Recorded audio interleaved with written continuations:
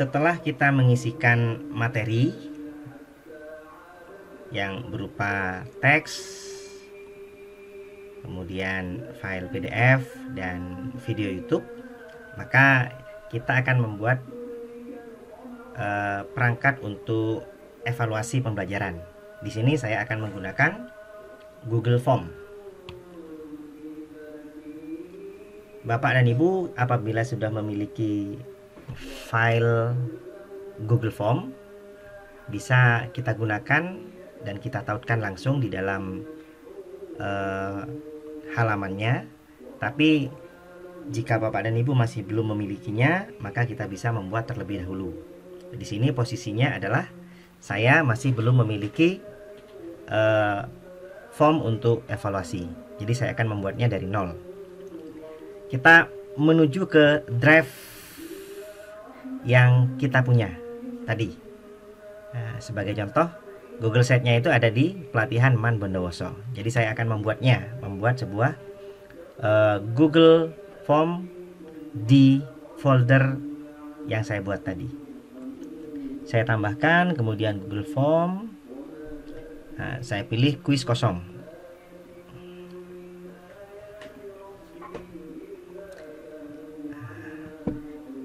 Di sini di judulnya saya berikan asesmen formatif,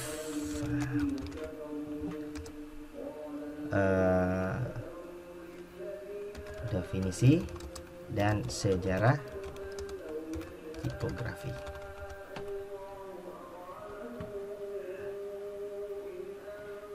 Kemudian di sini pertama kita berikan identitas dulu, nama lengkap,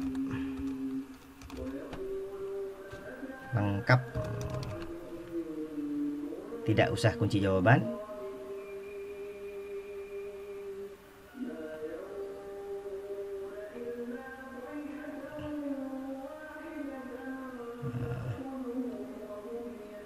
Wajib diisi. Kemudian nomor absen misalnya untuk mengurut. Ini juga tidak usah diisi, wajib diisi maksud saya.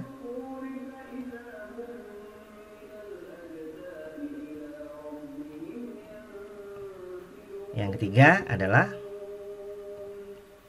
kelas. Nah, agar kelasnya ini bisa kita seragamkan, kita gunakan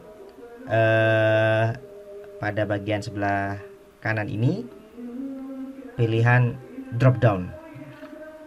Nah, misalnya saya mengajar 2 kelas, ini 10 DKV1 dan di sini 10 DKV2. Nah, Bapak dan Ibu bisa mengisikan kelas ini sesuai dengan jumlah kelas yang Bapak Ibu ajarkan. Nah, kemudian setelah selesai, ini adalah bagian untuk identitas siswa. Jika ada yang masih kurang, Bapak dan Ibu bisa menambahkan, ditambahkan pertanyaan. Nah, berikutnya setelah kita membuat datanya ini, data isian siswa, identitas siswa, maka kita bisa menambahkan langsung bagian baru. Nah, di sini di bawah ada tambahkan bagian. Bagian baru ini adalah soalnya. Nah, saya berikan sebuah instruksi misalkan ya, pilihlah jawaban yang tepat. Nah, di sini saya akan menggunakan beberapa soal multiple choice. Sebagai contoh, saya akan membuat sebagai contoh 2 soal saja, Bapak Ibu. Nanti Bapak dan Ibu bisa menyesuaikan dengan jumlah soal Bapak Ibu. Nah, soal pertama. Pertanyaannya, ilmu yang membahas tentang penggunaan font dalam sebuah desain grafis adalah, ini kita gunakan pilihan ganda. Nah, opsi 1 misalnya Nirmana, tipografi, fotografi, videografi. Nah, misalnya kita sudah selesai membuat alternatif jawaban, baru kita buatkan kunci jawaban. Nah, kunci jawabannya mana, kita langsung pilih. Yang benar adalah tipografi. Berapa nilainya? Misalnya saya akan memberikan nilai 50 kalau misalnya pilihan ini benar. Nah, karena kebetulan saya soalnya hanya 2, berarti tiap soalnya nilainya 50 poin. Nah, kemudian yang kedua, saya tambahkan soal baru. Tambahkan pertanyaan. Saya akan mencari sebuah materi yang ada gambarnya sebagai contoh.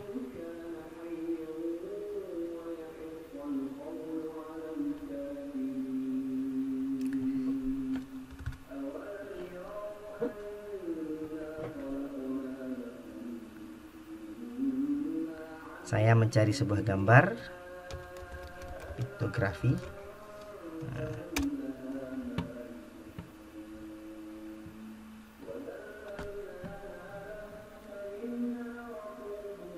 Saya simpan piktografi. Nah, di sini pada pertanyaan yang kedua ini kita akan menambahkan elemen gambar. Penggunaan gambar sebagai simbol seperti pada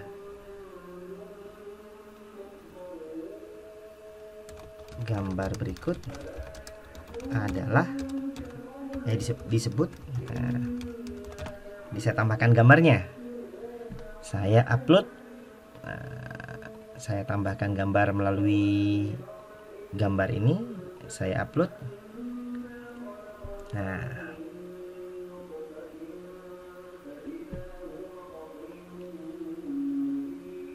baru kemudian kita isikan daftar jawabannya. Piktograf, fotograf, videograf, audiograf. Nah, seperti biasa, setelah kita siapkan jawabannya, kita buat kunci jawabannya. Nah, kunci jawabannya adalah piktograf dan nilainya adalah 50. Nah, selesai. Jadi saya sudah punya 2 soal di sini yang saya gunakan sebagai alat untuk evaluasi. Nah, setelah selesai, kita akan memasukkannya ke dalam bagian pengertian dan sejarah.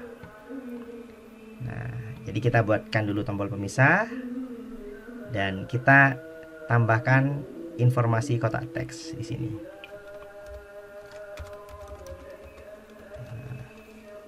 Guna mengukur capaian pembelajaran, silahkan kerjakan asesmen berikut ini. Nah, kemudian baru kita tambahkan elemen, sisipkan elemen paling bawah, ada namanya formulir. Nah, di sini ada formulir terbaru yang sudah saya buat, asesmen formatif. Saya tambahkan.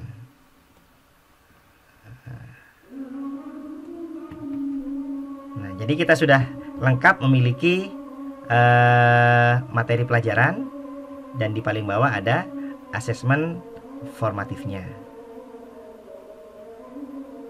Dalam halaman ini anak-anak bisa langsung belajar dan bisa langsung melakukan evaluasi diri. Nah, kita bisa lihat hasilnya. Nah, di HP misalnya, pengertian tipografinya bisa dibaca di sini. Sejarah tipografinya dalam bentuk file PDF juga sudah tersedia, dan videonya juga bisa diakses. Nah, di bawah langsung asesmennya. Jadi siswa langsung bisa mengisi, ya. Sandi, absen 1, kelas DKV 1 misalnya. Berikutnya. Nah, ini soalnya sudah langsung muncul.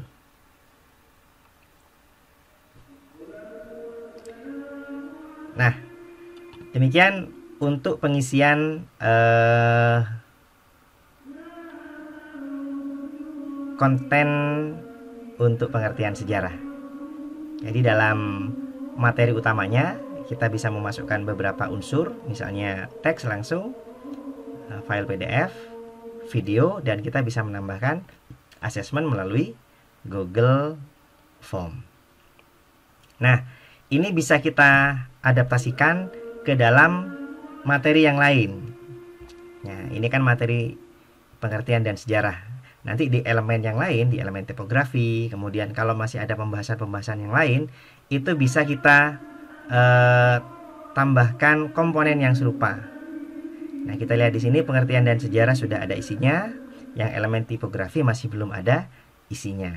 Ini bisa kita isi sesuai dengan tahapan-tahapan dan komponen yang ada pada bagian sebelumnya. Jadi tinggal menyesuaikan saja Bapak dan Ibu.